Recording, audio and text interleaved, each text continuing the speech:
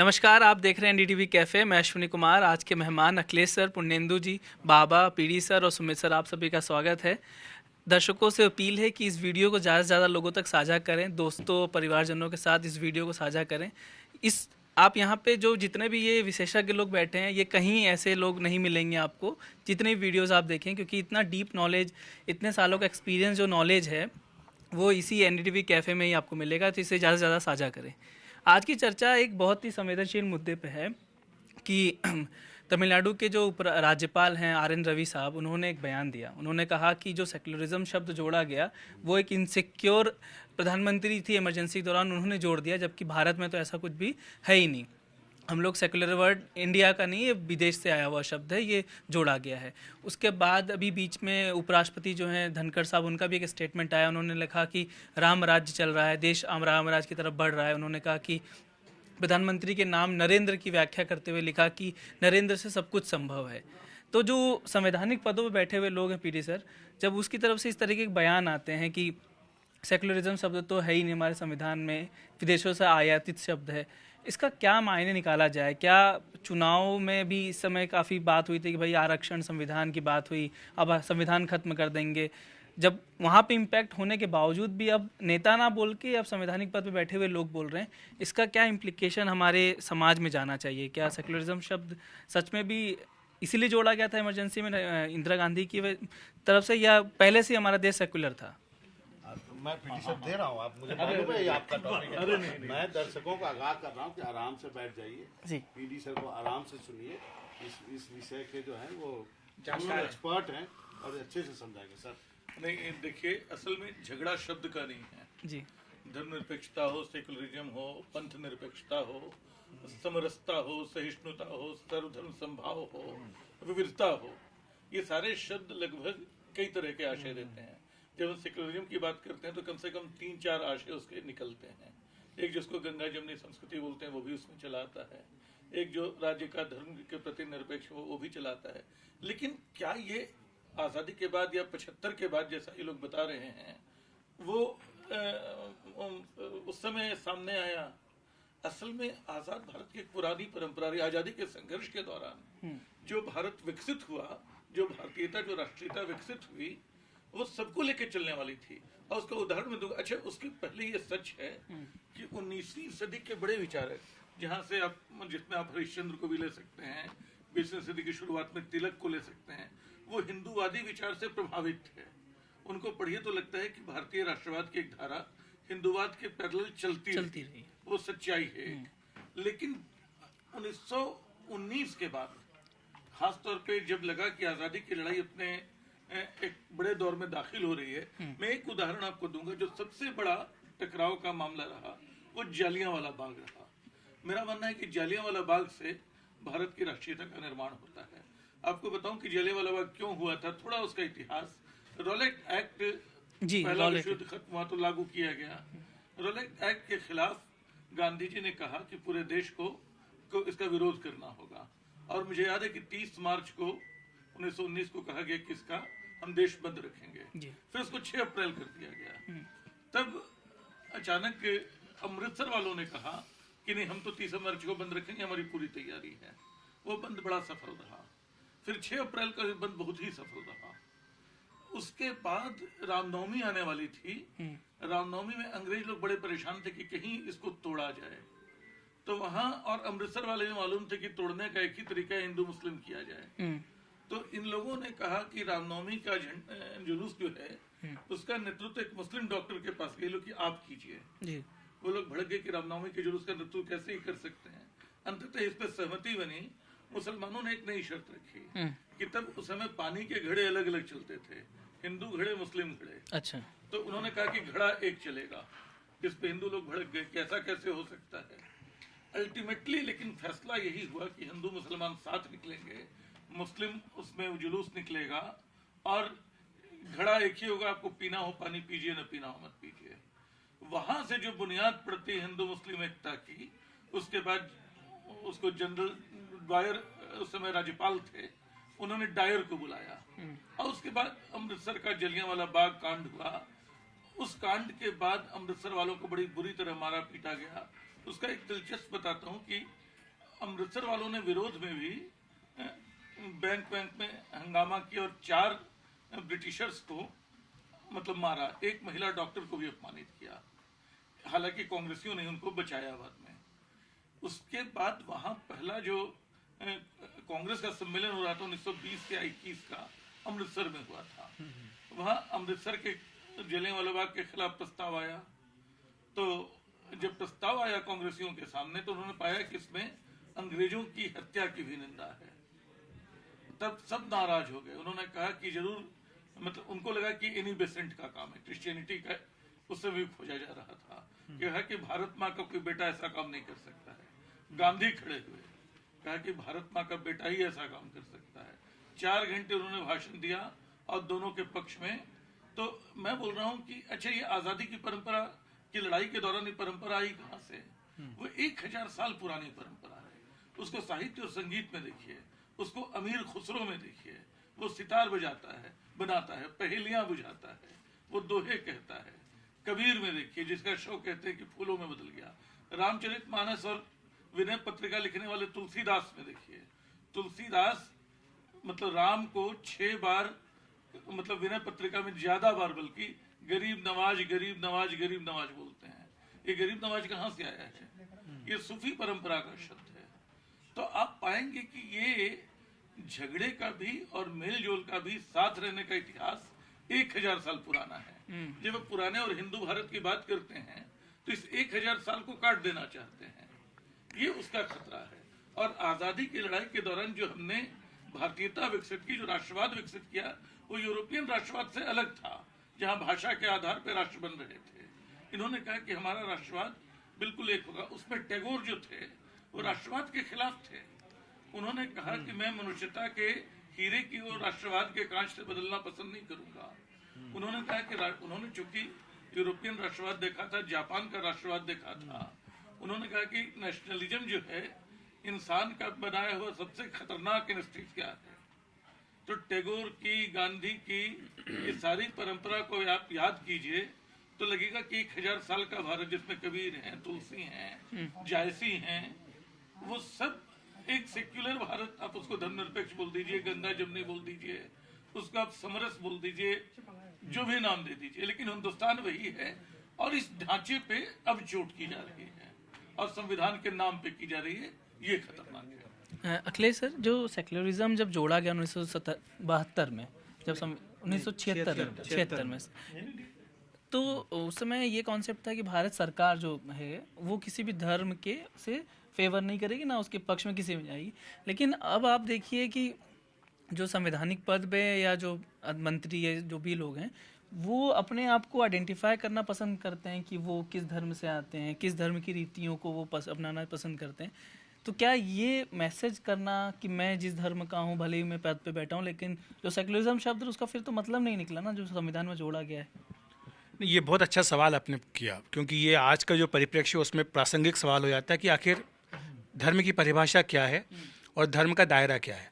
क्या जो सरकारी पदों पर हैं उन्हें धार्मिक आयोजनों में होना चाहिए या नहीं होना चाहिए? उदाहरण के तौर पर अभी जो गणेश चतुर्थी पर सुप्रीम कोर्ट के मुख्य न्यायाधीश के घर पर प्रधानमंत्री नरेंद्र मोदी गए, उसको लेकर भी बहस उठी कि ये भारत एक सेकुलर देश है, तो यहाँ पर जो 2 संवैधानिक पदों पर बैठे लोग हैं वो इस तरह के एक निजी आयोजन को सार्वजनिक क्यों कर रहे हैं। तो ये एक बहस चली है। लेकिन मैं थोड़ा सा आपको पीछे लेके जाना चाहता हूँ। जो आपने बात कही, हमारा जो आपातकाल देश में लगा था, इंदिरा गांधी ने जब आपातकाल लगाया था, तो उस समय संविधान की प्रस्तावना में 42वें संशोधन के जरिए सेकुलर एंड सोशलिस्ट ये 2 शब्द जोड़े गए थे। अब प्रश्न ये उठता है कि आज़ादी जब हमारी हुई और जब हमारी 2.5 साल तक 3 साल तक संविधान सभा में बहस होती रही, तब सेकुलर और सोशलिस्ट शब्द को क्यों नहीं जोड़ा गया? तो अगर आप तब संविधान सभा की बहस में जाएंगे तब आप ये पाएंगे कि वहाँ पर लंबी चौड़ी बहस इसको लेकर के हुई थी कि भारत को सेकुलर कहना चाहिए, नहीं कहना चाहिए। इसमें 2 धाराएं थी। एक धारा थी महात्मा गांधी की, जो जैसे कि प्रियदर्शन जी ने कहा कि सर्वधर्म संभाव, वो बात महात्मा गांधी कहते थे। और दूसरी धारा थी जवाहरलाल नेहरू की, जो कहते थे धर्मनिरपेक्ष, कि भारत जो धर्मनिरपेक्ष होगा। तो इन 2 मुद्दों को लेकर के चर्चा चलती रही। और जो संविधान के सभा के अध्यक्ष थे, बाबा साहब ड्राफ्टिंग कमेटी के अध्यक्ष थे बाबा साहब अम्बेडकर, उन्होंने स्पष्ट तौर पर कहा कि इसमें सेकुलर शब्द जोड़ने की आवश्यकता नहीं है, क्योंकि भारत अपने आप में ही सेकुलर कंट्री है। भारत के जो अपने उद्देश्य हैं, भारत के अपने जो आदर्श हैं, वो मूलतः सेकुलर हैं, इसलिए हमें इसको संविधान में डालने की आवश्यकता नहीं है। और इसके पीछे क्या कारण था? कारण बिल्कुल स्पष्ट था, क्योंकि जो आप अगर संविधान को पढ़ेंगे अच्छे से तो आप देखेंगे कि अनुच्छेद 25 से लेकर 27 तक, 25, 26 और 27, ये जो 3 अनुच्छेद है संविधान में, ये स्पष्ट तौर पर ये कहते हैं कि आपको धार्मिक स्वतंत्रता है, आपको अपने जो विचार हैं उनको प्रोफेस करने की पूरी आज़ादी है, और इसमें आपको किसी तरह का भेदभाव धर्म के आधार पर नहीं होगा। तो जब ये 3 बातें संविधान की 3 अनुच्छेद पहले से ही कहते हैं, तो अलग से सेकुलर कहने की आवश्यकता नहीं थी। ये बात बाबा साहब की ओर से स्पष्ट तौर पर कही गई थी। दूसरी बात इसमें भी आती है कि फिर ज़रूरत क्या पड़ गई थी इंदिरा गांधी को 76 में 42वें संशोधन के जरिए सेकुलर जोड़ने की, सोशलिज्म जोड़ने की। जो समाजवाद है उसको लेकर के भी चर्चा होती आई है देश में कि क्या भारत समाजवादी देश है या नहीं है। तो इसमें यह पाया गया कि जो रूस का मॉडल था समाजवाद का, वैसा भारत का मॉडल नहीं है। इंदिरा गांधी का भी अगर आप मॉडल देखेंगे, ठीक है कि उन्होंने नेशनलाइजेशन किया बैंक्स का, लेकिन वो पूरी तरह से सरकारीकरण के पक्ष में नहीं थी। उनके समय में भी जो निजी कंपनियां थी वो काम करती थी, निजी क्षेत्र काम करता था। तो हमारा सोशलिज्म थोड़ा अलग था, हमारा सेकुलरिज्म भी थोड़ा अलग था, क्योंकि सेकुलर शब्द जो है वो भारत का शब्द नहीं है। क्योंकि पीटरसन जी ने कहा कि शब्द तो कुछ भी हो सकता है, लेकिन इस मामले में इस पूरी बहस का तो केंद्रीय शब्द है कि ये शब्द कहाँ से आया, ये शब्द हमारा भारतीय शब्द है या नहीं है। ये बिल्कुल भारतीय शब्द नहीं है और ना ही ये अवधारणा भारतीय है। पूरा विवाद इसी बात पर है और इसी बात को लेकर विरोध होता आया है। सेकुलर शब्द क्या था? सेकुलर शब्द यहाँ से शुरू हुआ कि जब ब्रिटेन में चर्च जो था वो वहाँ की राजशाही में हस्तक्षेप करता था, तो इसको लेकर के बार बार ये कहा गया कि अब जो ब्रिटेन है वो सेकुलर कंट्री होगी और इसमें चर्च का जो दखल है सरकारी कामकाज में, राजकीय कामकाज में, वो नहीं होगा। तो चर्च सेपरेट होगा और ये राजकाज अलग होगा। इस सेपरेटिज्म, इसको सेपरेट करने को जो है उसको सेकुलरिज्म कहा गया। भारत में तो ये कभी प्रॉब्लम थी ही नहीं। और जहाँ तक सर्वधर्म संभाव की बात है, आप 1000 साल की बात क्यों कर रहे हैं? आप तो उससे भी और पीछे जाइए, आप सम्राट अशोक के वक्त जाइए। क्या तब भारत सेकुलर नहीं था? बिल्कुल था। तो चाहे सम्राट अशोक का समय हो, चाहे अकबर का समय हो, भारत हमेशा से सेकुलर की परंपरा निर्वहन करता है। दूसरी बात यह कि जब भारत का विभाजन हुआ सन 47 में, तो ये धार्मिक आधार पर किया गया। ठीक है, क्योंकि पाकिस्तान में मुस्लिम लीग ने कहा कि मुसलमानों के लिए एक अलग देश होना चाहिए, वो मुसलमान यहाँ हिंदुस्तान में नहीं रह सकते। इसके बावजूद भी भारत सेकुलर रहा। सेकुलर इस मामले में जो ये परिभाषा आजकल दी जाती है कि हम धर्मनिरपेक्ष हैं, तो उस लिहाज से भारत धर्मनिरपेक्ष ही रहा। लेकिन भारत थियोक्रेटिक स्टेट नहीं रहा, भारत धार्मिक देश कभी नहीं रहा।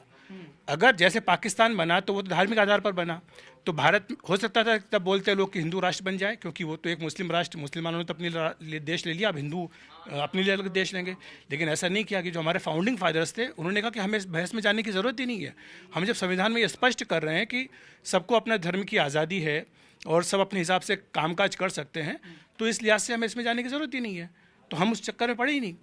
अब जब इंदिरा गांधी ने किया तो सवाल उठा कि क्यों किया। सोशलिज्म का जो जहाँ तक मसला है, मुझे लगता है कि इसलिए किया क्योंकि उससे पहले इंदिरा गांधी गरीबी हटाओ का नारा दे चुकी थी। उन्हें लगा कि ये जो सोशलिज्म की अगर हम बात करेंगे तो इसमें गरीबी हटाने का जो बात आती है वो उसको ज़्यादा बूस्ट मिलेगा, उसको ज़्यादा पॉपुलिज्म मिलेगा। क्यों? क्योंकि ये सीधा सीधा उससे जुड़ता है, गरीबी हटाने के कार्यक्रम से। तो ये सोशलिज्म जोड़ा गया। और जहाँ तक सेकुलरिज्म की बात है, जाहिर सी बात है कि उनके मन में ये रहा होगा कि इससे एक संदेश हम दें जो अल्पसंख्यक हैं देश के, कि हम उनके लिए काम कर रहे हैं। और एक जाहिर सी बात है कांग्रेस का वोट बैंक होता भी था, कांग्रेस का जो वोट बैंक था उस ज़माने में वो था, तो इसलिए ये बात कही जाती है कि ये शायद इसलिए जोड़ा गया। लेकिन कुछ दिलचस्प बातें मैं आपको बता दूं कि जो संविधान की मूल प्रस्तावना है उसमें, संविधान में तो संशोधन हुए हैं, 100 से भी ज़्यादा बार संशोधन हो चुके हैं, लेकिन संविधान की मूल प्रस्तावना में केवल एक ही बार संशोधन हुआ है, जो ये इंदिरा गांधी ने किया था। अब इसमें दूसरी बड़ी बात यह कि अगर संविधान में कुछ चीज़ होती है, अगर सरकार उसका पालन ना करे, या मान लीजिए आपके अधिकार हैं या आपके कर्तव्य हैं, आप ना करें कर्तव्यों का पालन, तो आपको कोर्ट में ले आया जा सकता है। लेकिन संविधान की प्रस्तावना में जो चीज़ें दी गई हैं उसका अगर उल्लंघन होता है तो उस पर कोर्ट जो है फैसला नहीं दे सकती। अगर कोई ये कहे कि देश सेकुलरिज्म के हिसाब से नहीं चल रहा है और आप सुप्रीम कोर्ट में पिटीशन फाइल कर दें, तो सुप्रीम कोर्ट इस पर फैसला नहीं दे सकता है, क्योंकि ये सुप्रीम कोर्ट का खुद का फैसला है कि जो संविधान की प्रस्तावना है इस पर हम फैसला नहीं दे सकते। तो ये आपने संविधान की प्रस्तावना में ही बदलाव कर दिया और दो ऐसे शब्द जोड़ दिए जिनके बारे में हमारे फाउंडिंग फादर्स ने स्पष्ट तौर पे कहा था कि इनको जोड़ने की ज़रूरत नहीं है। इसीलिए ये बहस बार बार चलती है। और जो तमिलनाडु के राज्यपाल हैं उन्होंने कोई नई बात नहीं कही है। वो जिस विचारधारा के आते हैं या जिस विचारधारा का समर्थन कर रहे हैं, आजकल तो लाल कृष्ण आडवाणी के बारे में ज़्यादा बातचीत होती नहीं है इस बीजेपी में, लेकिन अगर आप आडवाणी जी के पुराने भाषण उठा करके देखेंगे तो उनके हर दूसरे तीसरे भाषण में यही शब्द का सेकुलरिज्म जो है वो गलत है, और सूडो सेकुलरिज्म की जो पूरी बहस है वो लाल कृष्ण आडवाणी ने इस देश के डिस्कोर्स में चलाई थी। वो इसीलिए चलाई थी क्योंकि वो सेकुलरिज्म बनाम सूडो सेकुलरिज्म की एक बहस उन्होंने छेड़ी थी, और वो ये कहते थे कि जो सेकुलरिज्म आप कहते हैं वो दरअसल अपीजमेंट है, ये दूसरे धर्म के लिए अपीजमेंट है। बाबा इससे एक दो चीज़ें याद आई। विनोद दुआ साहब अब तो नहीं रहे, एक बार उन्होंने पीछली कैमरा किया था कि एक स्टोरी थी, बोट क्लब में रैली हो रही थी, आपको याद होगा, वाजपेयी जी के उसमें थे, उन्होंने अपने पीछ टू कैमरा में कहा था लास्ट में सूडो सेकुलर विनोद दुआ। एक वो लाइन मुझे याद रह गई थी क्योंकि मैंने परख में काम की। जो बात एक अखिलेश ने कही, प्रियदर्शन जी ने बहुत अच्छे से समझा, जो एक बात अखिलेश ने कही वो मूल चीज़ है इस पूरे डिबेट का, कि आप उस विचारधारा से आते हैं तो आप ऐसी चीज़ों पे डिबेट करेंगे। आप आज भी इमरजेंसी से डिबेट कर रहे हैं, मुझे याद नहीं है, पीडी को शायद इमरजेंसी का याद होगा, मुझे नहीं लगता हम लोग में से किसी को इमरजेंसी का कोई भी याद होगा, लेकिन आज भी वो मुद्दा है। मुझे मैं ये उस मानने वाले लोगों में से हूँ जो मुझे लगता था कि जैसे हम गांव से या बिहार से दिल्ली आए तो जातियाँ टूटनी चाहिए थी और टूटती भी रही। अब हमारे बच्चों में वैसा नहीं है, जातियों को लेकर के आकर्षण या धारणा जैसे मेरे में है। तो उसी तरह मुझे लग रहा था इतने साल आज़ादी के बाद ये हिंदू मुस्लिम की जो खाई है ना वो कम हो जाएगी, लेकिन अनफॉर्चुनेटली ये हो नहीं रही है। ट्रेन में झगड़े किए जा रहे हैं, लोगों को तरह तरह की लिंचिंग की जा रही है। तो ये सब चीज़ों के पीछे आप देखेंगे तो एक बहुत बड़ा राजनीतिक कारण है, वो है वोट बैंक। नहीं तो किसी भी कहीं भी 80% की आबादी को उसी 20% की माइनॉरिटी का डर दिखा करके उसको गोलबंद किया जाता है। ये त्रासदी है हमारे राजनीति की। इस पर कोई डिबेट इतना बड़ा डिबेट करने का कोई ज़रूरत नहीं है कि हम जो हैं वो हैं, लेकिन ये जो चीज़ जो है ना वो आज के राजनीति की सच्चाई है और हमारी सामाजिक सच्चाई भी है। नहीं तो दिनों दिन आप एक इनकाउंटर होता है, आप बोलते हैं इसका, अब सवाल उठ जाते हैं, एक कोई चीज़ होता है लिंचिंग हो जाती है। आप यहाँ तक कि आप देखिए देश को मांसाहार और शाकाहार तक में बांट दिया गया है। ये स्थिति आ गई, हम एक वैसे समाज में जहाँ भी हमको और जो ज़्यादा इन सब चीज़ों से दूर होकर किसी और चीज़ पर फोकस करना चाहिए था। अनफॉर्चुनेटली वो हो नहीं रहा है। मुझे लगता है ये सब ज़्यादा चिंता का। सुमित जी एक मिनट में ले लूँ। हाँ। असल में अखिलेश ने बात बिल्कुल ठीक कही, उसमें दो बात याद दिलाने लायक है। एक तो वाकई इंदिरा गांधी ने इमरजेंसी लगाई, उनकी महाभूल तो थी ही, उसको लेके कहीं कोई शक नहीं है। हाँ, कोई नहीं कर सकता। और 42वां संशोधन जो था जी। वो भी बहुत खतरनाक था। उसे पूरी किताब है कि कैसे संविधान को विकृत करने की कोशिश की। 43वें संशोधन में लगभग उन प्रस्तावों को वापस ले लिया गया, और मतलब जनता पार्टी की जो सरकार जो थी जिसमें 6 साल का लोकसभा का कार्यकाल भी था, जी जी वो भी था, लेकिन इन दो शब्दों को वापस नहीं लिया गया। अगर वो चाहते तो उनको भी कर लेते। एक उन्होंने ये नहीं किया। दूसरा जो खतरा ये नहीं है कि सेक्युलरिज्म को आप किस तरह डिफाइन कर रहे हैं, सेक्युलरिज्म के नाम पे आप चीजों को कैसे परिभाषित कर रहे हैं, उसका एक अभी खतरनाक उदाहरण प्रधानमंत्री मोदी के वक्तव्य में दिखा, जब उन्होंने सिविल कोड को कहा कि कम्युनल सिविल कोड भारत में चल रहा था, हम सेक्युलर सिविल कोड लाना चाहते हैं। ये कम्युनल सिविल कोड शब्द कभी नहीं था, वो कॉमन सिविल कोड था। कॉमन सिविल, हाँ, उसको कम्युनल सिविल कोड बताया जाना बताता है कि हम सेक्युलरिज्म के डंडे से किसको पीटना चाहते हैं। मुझे ये लगता है कि जब संविधान सभा में बहस हो रही थी ना कि इस पे सेकुलर रखा जाए या ना रखा जाए, तो जो बातें सामने आई होंगी, मन में रही भी होंगी, तो एक कारण ये भी रहा होगा सेकुलर ना लिखने का संविधान की प्रस्तावना में, कि जब आप ऑलरेडी एक पर्सनल लॉ बना रहे हैं, आप एक धर्म विशेष के लिए पर्सनल लॉ बना रहे हैं, तो फिर आप अपने आप को सेकुलर कैसे कह सकते हैं? जब सेकुलर आप कहते हैं तो सबके लिए धर्म समान होना चाहिए। अगर जवाहरलाल नेहरू की परिभाषा से जाएं तो धर्मनिरपेक्ष देश हुआ, तो फिर एक धर्म के लिए आप अलग कानून नहीं बना सकते हैं। तो शायद ये बात रही होगी, इसीलिए उन्होंने सेकुलर शब्द तब नहीं डाला। अलग कानून नहीं था, सारे पर्सनल लॉ सबके लिए थे। और आपको ध्यान होगा कि अम्बेडकर ने हिंदू मैरिज एक्ट दिया, हिंदू मैरिज एक्ट को लेकर, तो हर धर्म का अपना सिविल कोड पर्सनल कोड है। इसलिए नहीं कि बाद में ये भ्रम लोगों ने बना लिया कि पर्सनल लॉ तो सिर्फ मुसलमानों का है। ये एक भ्रम है, सबका पर्सनल लॉ था। और ये भी क्लियर था कि संविधान या बाकी कानून के परे नहीं होगा कुछ। अगर पर्सनल लॉ और कॉन्स्टिट्यूशन में कोई टकराव होगा तो जो धारा कानून की है वो चलेगी। ये था मेरा कहना। कम्युनल उसको बोलना, कम्युनल कोड बोलना, ये गड़बड़ था। सुमित सर, एक चीज़ जो आपने कहा सर, हमारा देश जब सेकुलरिज्म वर्ड नहीं जुड़ा तो उससे पहले भी सर्वधर्म था, सब कुछ सही चल रहा था, सभी जातीय, जैसा आपने कहा कि रहीम से लेकर सभी ने, जो सर राम को लिखा, जिसका कालिदास ने, जिसने भी लिखा, तो पहले सब कुछ सही था। लेकिन सेकुलरिज्म वर्ड जोड़ने के बाद तो और डिफाइन होना चाहिए था कि भाई हम सेकुलर देश बन गए। लेकिन अब हम देख रहे हैं कि उसकी विपरीत हो रहा है। आप सेकुलरिज्म हो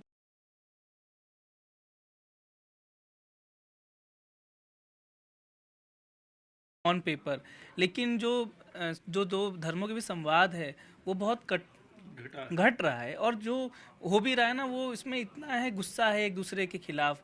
जो हालांकि जो पिछले 10 सालों से सरकार है भाजपा की, उसमें कई नेता जो खुलेआम बोलते हैं कि हिंदू सरकार, हिंदू राष्ट्र, हिंदू राष्ट्र, तो फिर तो वो शब्द की जो सर ने कहा कि संविधान की, तो फिर कोई डेफिनेशन ही नहीं रह जाएगी ना, जब आपको मानना ही नहीं है। सेकुलरिज्म शब्द की अगर आप व्याख्या ही कुछ और लेवल पे ले जाएंगे। बाल की खाल निकालना ना बहुत आसान काम होता है। किसी की कमियां निकालना, बाल की खाल निकालना, गलत चीज़ को पकड़कर उसको और तूल दे देना। हम 21वीं सदी में रह रहे हैं। हम चांद पे और सूरज पे और मंगल और शुक्रयान की बातें हम कर रहे हैं। एक मेच्योर डेमोक्रेसी क्या होती है? क्या ये संभव है आज की इस दुनिया में? अब मैं इनफैक्ट कल के प्राइम मिनिस्टर के भाषण से उठाता हूँ। मोदी जी की जो 2 दिन की यात्रा रही, 3 दिन की यात्रा यूएस में, उन्होंने जितने भाषण दिए, चाहे वो क्वाड में दिया, चाहे वो इंडियन डायस्पोरा को दिया, चाहे वो यूएन की फ्यूचर ऑफ द समिट में दिया, एक चीज़ बड़ी अंडरलाइन करने वाली रही कि भारत सब कुछ साझा करने को तैयार है। विकास जो होगा वो साथ साथ होगा, हम साथ मिलकर चलेंगे। तो हम ये दुनिया को मंत्र दे सकते हैं, हम वसुधैव कुटुंबकम की बात जाके अंतर्राष्ट्रीय मंच पर कर सकते हैं। तो हमारे देश के नेता, हमारे देश के लोग वसुधैव कुटुंबकम को यहाँ क्यों नहीं अपना सकते हैं? बिल्कुल ठीक है, मैं बिल्कुल अखिलेश जी की बातों से भी और प्रियदर्शन सर की बातों से भी 100% सहमत हूँ कि ये देश गंगा जमनी तहजीब कर रहा है। इतने सालों में हम साथ मिलकर रहे, हम आज भी साथ मिलकर रह रहे हैं। एग्जैक्टली। अब पब्लिक डिस्कोर्स में ये वैमनस्यता ज्यादा दिखाई देने लगी है। पहले दिखती नहीं थी। उसकी बहुत बड़ी वजह सोशल मीडिया भी है। उसकी बहुत बड़ी वजह से सबके हाथ में ये मोबाइल फोन नाम का जो इक्विपमेंट आ गया है, गैजेट आ गया है, जो जिसमें डेटा फ्री है और आप जो चाहे बोल के जहाँ चाहे डाल सकते हो। इसने इसको बहुत ज़्यादा तूल दे दिया है। इसका इस्तेमाल सही दिशा में नहीं हो रहा है।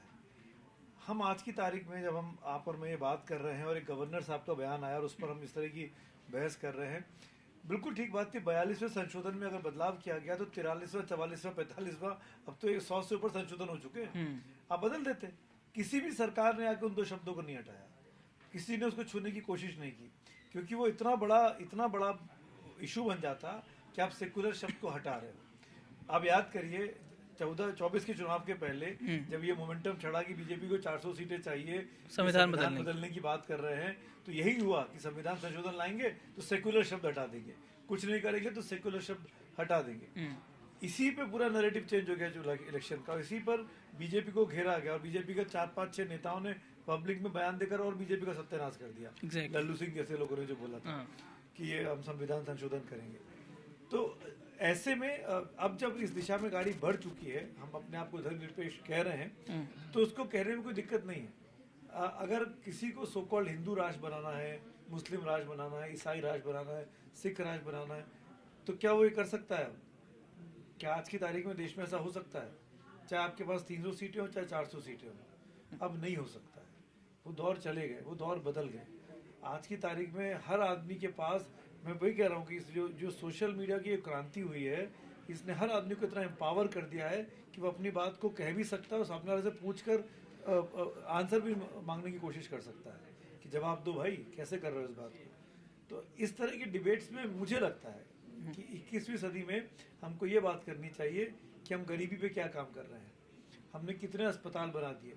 मैं आज एम्स से आ रहा हूँ सुबह, दिल्ली का सबसे प्रेस्टीजियस हॉस्पिटल हिंदुस्तान का। मैंने तमिलनाडु के पेशेंट देखे, मैंने मध्य प्रदेश के ग्वालियर के पेशेंट देखे, मैंने राजस्थान के पेशेंट देखे जो ऐसे कॉरिडोर में लेटे हुए थे, बाहर मैदान में लेटे हुए थे। हमारे पास दूसरा एम्स जैसी सुविधा नहीं है 75 सालों में। सही बात।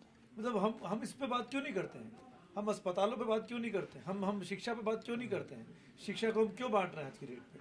इन तमाम चीज़ों पे जो पब्लिक कंसर्न की चीज़ है, आज की तारीख में कितना पेनफुल है कि बाबा बच्चे को पढ़ाते हैं, उसको अपनी पूरे जीवन भर की कमाई लेके कोटा जैसी जगह पर भेजते हुए आगे वो सुसाइड कर लेता है प्रेशर में आके। फिर जिसका सिलेक्शन हो जाता है आईआईटी में, वो आईआईटी में जाके फिर सुसाइड कर ले रहा है। 18 साल 20 साल का लड़का लड़की। इन विषयों पर क्यों नहीं मंथन हो रहा है? इन विषयों पर क्यों नहीं चिंतन होता है? इन विषयों पर क्यों नहीं महानुभावों के बयान आते हैं? ये सवाल है, हाँ, ये मुझे परेशान कि इन विषयों पे संवैधानिक पदों पे बैठे हुए व्यक्ति क्यों नहीं टिप्पणी करते, जबकि कोई कहता है कि ऋषि परंपरा से देश चलाया जाए तो ज़्यादा विकसित करेगा भारत, कोई कहता है कि सेकुलरिज्म शब्द हटा दिया जाए तो शायद और जल्दी विकास करेगा भारत।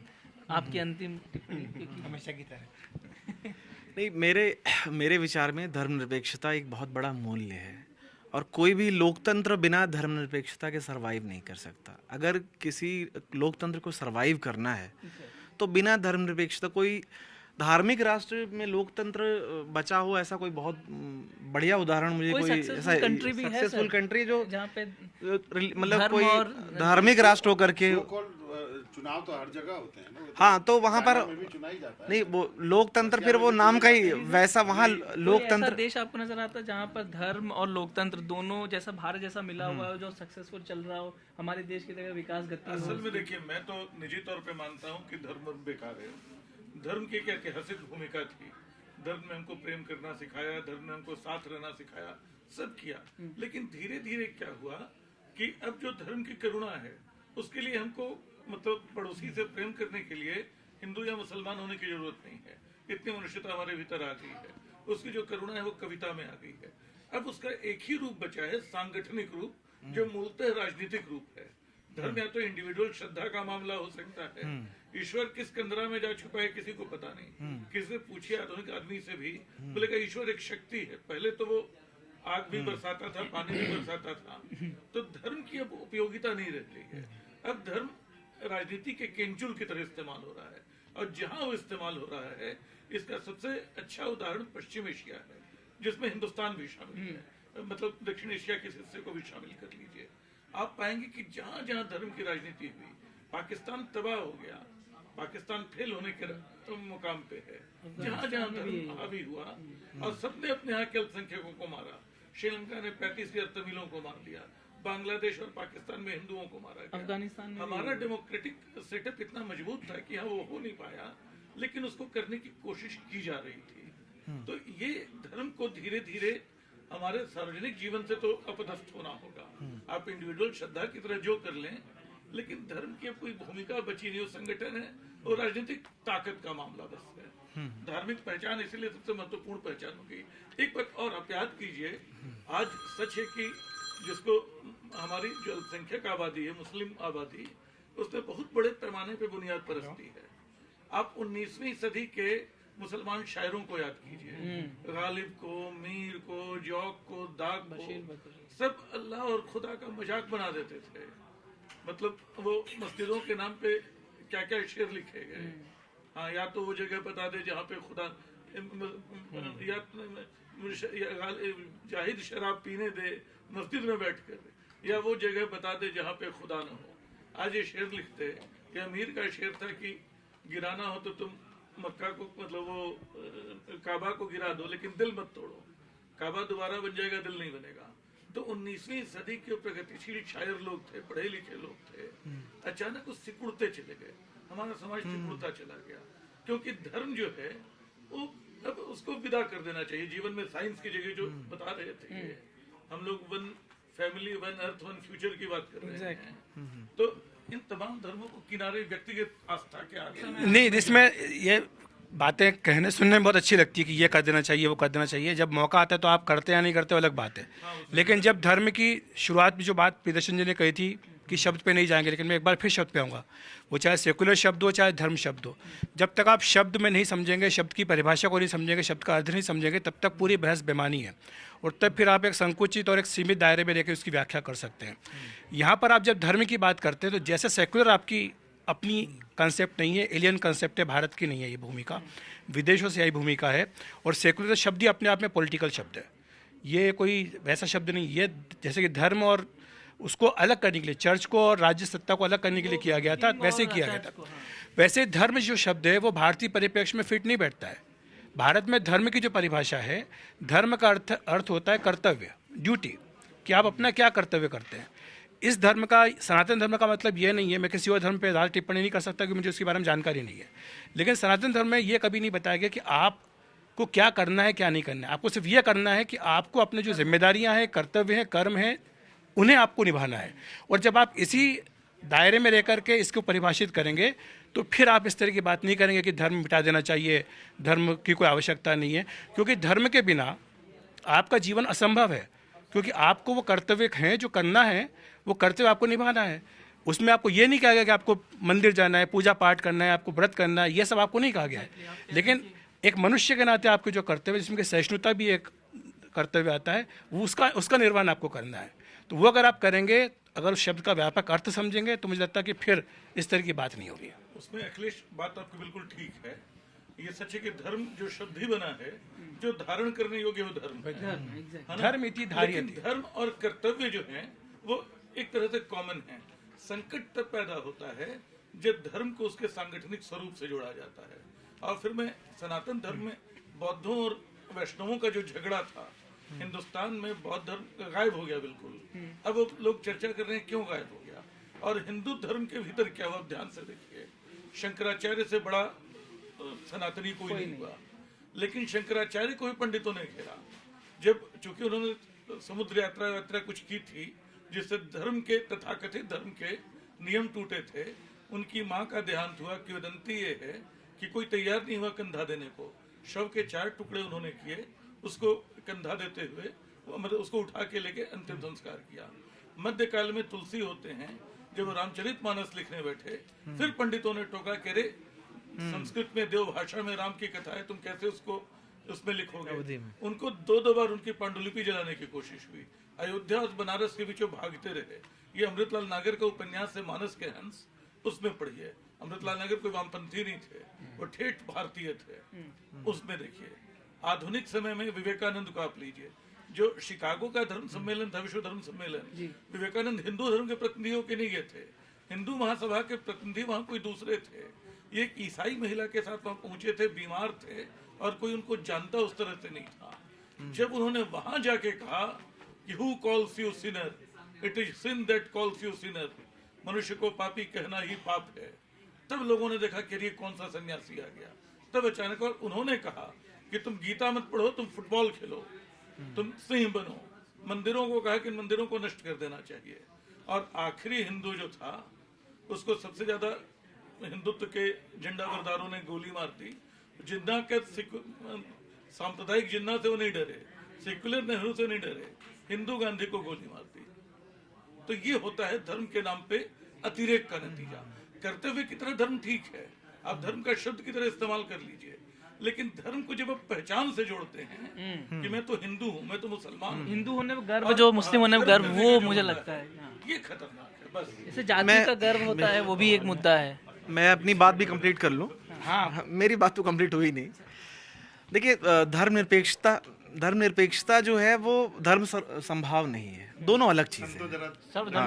सर सॉरी, धर्म मेरी सारे संतों से ये थोड़ा सा संक्षेप करें। संक्षेप बस 2 लाइन में अपनी बात खत्म करूंगा कि सर्वधर्म संभाव जो है वो धर्मनिरपेक्षता से बिल्कुल अलग है। सर्वधर्म संभाव हमारी संस्कृति का हिस्सा रहा है, जैसा कि अखिलेश सर ने और सर ने बताई, हजारों सालों का इतिहास है और तमाम हिंदू मुस्लिम सब साथ में रहते आए हैं भाईचारे के साथ, वो है सर्वधर्म संभाव। लेकिन धर्मनिरपेक्षता ये है कि राज्य जो है वो मतलब धर्म का, राज्य के मामलों में कोई हस्तक्षेप नहीं होगा। जो राज्य होगा वो धर्म के आधार पर अपना कोई डिसीजन नहीं लेगा, ताकि लोकतंत्र जिंदा रहे, ताकि वो फैसले लेते समय वो धार्मिक आधार पर भेदभाव ना करे, वो सेकुलर वैल्यू के आधार पे अपने डिसीजन ले, राजनीति उस तरह से चले। वो हमारे सिर्फ राजनीति व्यवस्था की बात नहीं है, राज्य से जुड़े जो दूसरे टूल्स हैं, अलग अलग जो विभाग हैं, उनमें ये फिलॉसफी, ये वैल्यूज़ फॉलो हो, ताकि जब कोई दंगों का माहौल हो तो ये ना किसी समुदाय को ये फील हो कि राज्य किसी एक विशेष का पक्ष ले रहा है। अगर सेकुलर वैल्यूज़ नहीं होंगी तो एक मान लीजिए कोई माइनॉरिटी, जैसे मुस्लिम तो फिर भी आप 14-15% आबादी, लेकिन बहुत सारी हमारे देश में ऐसी माइनॉरिटीज जिनकी संख्या बहुत कम है, उनको इक्वलिटी का बोध हो, उसके लिए धर्मनिरपेक्ष मूल्य होना बहुत आवश्यक है।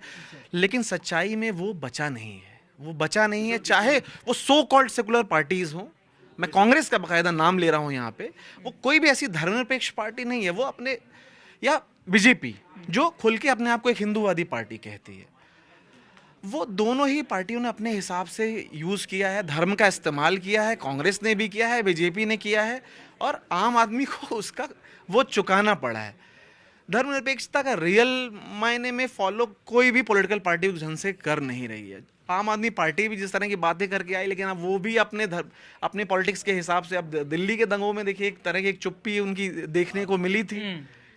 तो वो सारे सवाल, और कई बार होता है जब आप धर्मनिरपेक्षता के आधार पर पॉलिटिक्स करेंगे, आपको वोट गंवाने पड़ेंगे, आपको सत्ता गंवानी पड़ेगी। क्या ये साहस एक जो चुनावी पार्टी, मैं कहूँगा चुनावी पार्टियाँ, किसी में है क्या? वो मौके के हिसाब से सब पार्टियाँ अपना काम करती हैं, कब हमें चुप रहना है, कब बोलना है, वो है। क्योंकि चुनाव के आधार पर अगर आप राजनीति करेंगे तो सेकुलरिज्म जैसे महान मूल्य को लेकर के चलना बड़ा मुश्किल होगा। भारी भरकम जो है, इतना इस भारी भरकम से वो बाबा सही कह रहे थे कि ये एकेडमिक डिबेट में रह के रह जाए। मैं बहुत भारी डिबेट था भाइयों। मेरा एक ही लास्ट में कहना है, धर्म है मानिए, अपने दिल में मानिए, अपने घर में मानिए, उसका बाहर प्रदर्शन मत कीजिए, बस इतना ही कहना है। तो आज की चर्चा बस इतना ही। कल मिलते हैं किसी और विषय के साथ, तब तक के लिए धन्यवाद। नमस्कार।